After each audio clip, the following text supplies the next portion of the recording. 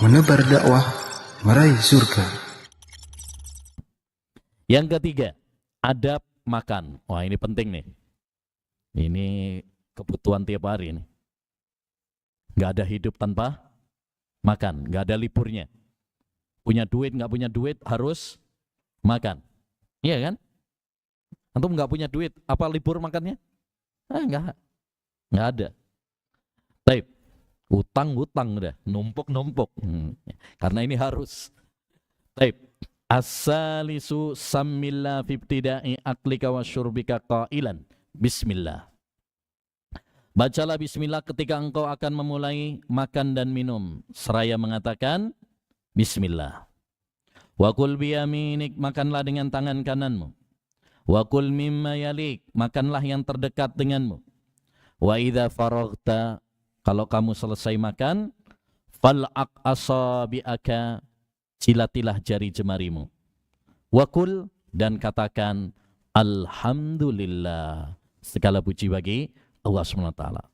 Baik, ini adab makan, dan makan ini yang harus selalu kita ingat, karena kita sering lupa, lalai ya. Kita ingatkan, makan ini adalah nikmat dari Allah. Kita ini sering makan tapi lalai bahwa ini adalah nikmat Allah SWT. Betapa banyak saudara-saudara kita nggak bisa makan. Bahkan banyak yang kelaparan. Lihat saudara-saudara kita di Palestina, ya, mereka untuk makan saja kadang nyari-nyari di sampah, ya.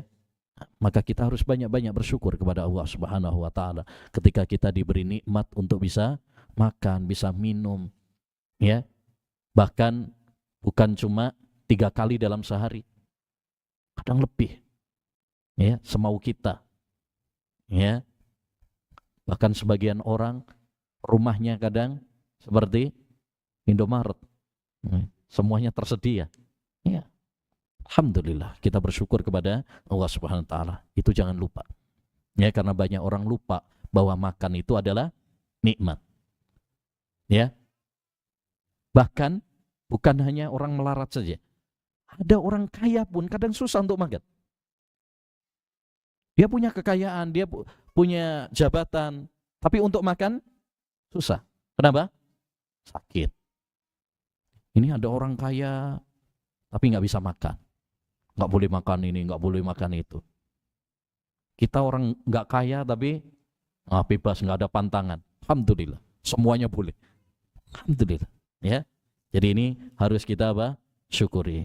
Baik, berkaitan dengan adab makan tadi, yang pertama tadi, jangan lupa untuk membaca bismillah. Ketika kita mau makan, ketika mau minum, jangan lupa untuk membaca bismillah. Ya, lafadznya perhatikan, bismillah.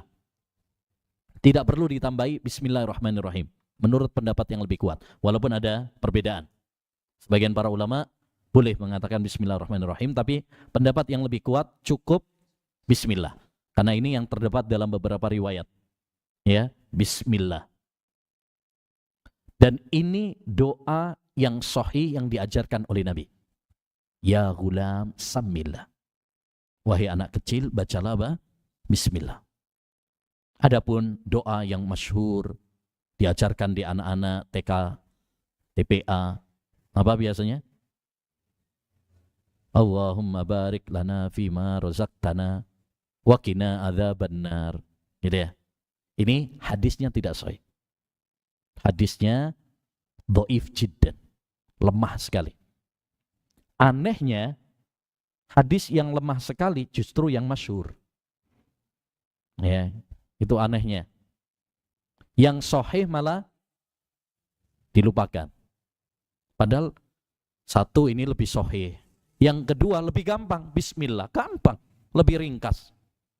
Tapi orang malah milihnya ya yang palsu. Padahal kalau dikasih duit palsu nggak mau, dikasih beras palsu nggak mau, tapi hadis palsu mau. Yang asli malah dibuang. Nah, ini nggak benar. Kita hendaknya kembali kepada ya hadis-hadis yang sahih, yang ori, ya, bukan yang KW. Taib. Wa kul biyaminik, Nah, ini adab yang kedua, makanlah pakai tangan kanan, minum pakai tangan kanan. Dan ini hukumnya wajib. Ya, hukumnya wajib. Nggak boleh pakai tangan kiri. Bahkan kata Nabi alaihi salatu wassalam, ya, idza akala ahadukum falyakul biyaminih, fa inna syaitana ya'kulu bisyimali wa yashrabu bisyimali. Kalau kalian makan, makanlah pakai tangan kanan. Karena setan itu makan pakai tangan kirinya. Minum pakai tangan kirinya. Dan kita nggak boleh tasabuh sama setan. Wa man tashabbaha biqaumin fahuwa minhum. Siapa yang menyerupai suatu kaum, maka dia termasuk golongan mereka. Jadi kalau pakai tangan kiri berarti golongannya setan, waliyadzubillah. Jadi ini penting. Ya, kita ajarkan pada diri kita dan ajarkan pada keluarga kita, terutama anak-anak. Nah, anak-anak itu kalau nggak dilatih, nggak dibiasakan sejak kecil, biasanya pengennya pakai tangan kiri. Kadang diajari yang sekali, dua kali, masih kiri lagi. Makanya itu adalah ya tugas dari orang tua untuk mendidik, membiasakan anak-anak supaya ya terbiasa dengan tangan kanan. Ya, karena dalam Islam itu sudah dibagi. Tangan kanan untuk yang baik-baik, yang bersih. Kalau yang kiri untuk yang kotor. Ya, cebok misalkan, ya, untuk membersihkan. Pakai tangan kiri. Jangan sampai cebok pakai tangan kiri, makan pakai tangan kiri juga. Nah, ini kan enggak. Ya, nanti ingat pas cebok, repot nanti makan ingat pas cebok. Ya. Taib yang ketiga, adab yang ketiga, wakul mimma yalik. Makanlah yang terdekat. Makanlah yang terdekat. Maksudnya kalau kita makan bareng-bareng nih, ya, mulai dulu dari yang terdekat kita dulu. Jangan langsung bagiannya orang lain kita sikat juga, jangan. Ya, yang terdekat dengan kita dulu. Kecuali kalau memang adanya di tengah.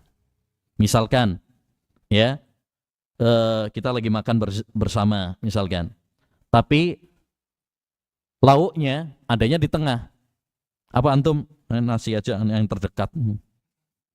Ya, nggak makan lauknya akhirnya. Ya, kalau yang memang adanya di tengah ya nggak apa-apa.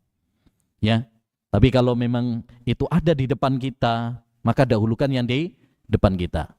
Ya, baik. Kemudian adab yang keempat, kalau sudah selesai maka apa? Jilatilah. Nah ini sebagai syukur kita kepada Allah Subhanahu wa taala. Ya, kata Nabi sallallahu alaihi wasallam, "Idza akala ahadukum ta'aman fala yamsah yadahu hatta yal'aqaha aw yul'iqaha." Kalau salah seorang di antara kalian makan, sudah selesai makan, jangan langsung diusap tangannya, dibersihkan tangannya, dicuci tangannya sampai dia apa? Menjilatinya atau dijilatkan. Atau minta dijilati sama istri, sama anak, jangan sama teman. Siapa juga yang mau. Nah, tapi kalau istri atau anak ya, yang biasanya memang ya mereka mau. Jadi kalau sama istri nggak ada masalah, justru tambah romantis insya Allah. Kita bikin romantis ya. Baik. Wakul alhamdulillah, jangan lupa selesai makan untuk mengucapkan apa? Alhamdulillah. Karena tadi bisa makan itu adalah apa? Nikmat dari Allah.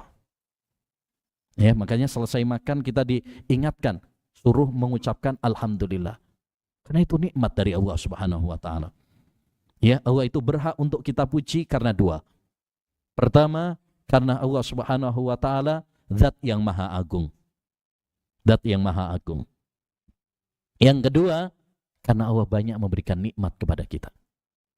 Sebagian ulama pernah mengatakan, seperti disebutkan dalam kitab Hidayul Albab As-Safarini, tidaklah seorang itu bisa makan, kemudian bisa mengeluarkannya, ya, kecuali telah terkumpul padanya 300 macam nikmat. orang bisa makan. Kan nggak semua orang tadi bisa makan. Kemudian dia bisa apa? Mengeluarkannya. Bayangin aja antum bisa makan tapi nggak bisa mengeluarkan. Sakit perut itu. Iya kan? Jadi kita bisa makan, bisa mengeluarkannya. Itu adalah nikmat dari Allah Subhanahu wa taala. Cuma kita ini seringkali apa? Lalai, lupa bahwa semua itu adalah nikmat dari Allah Subhanahu wa taala. Semoga Allah Subhanahu wa taala mengampuni dosa-dosa kita.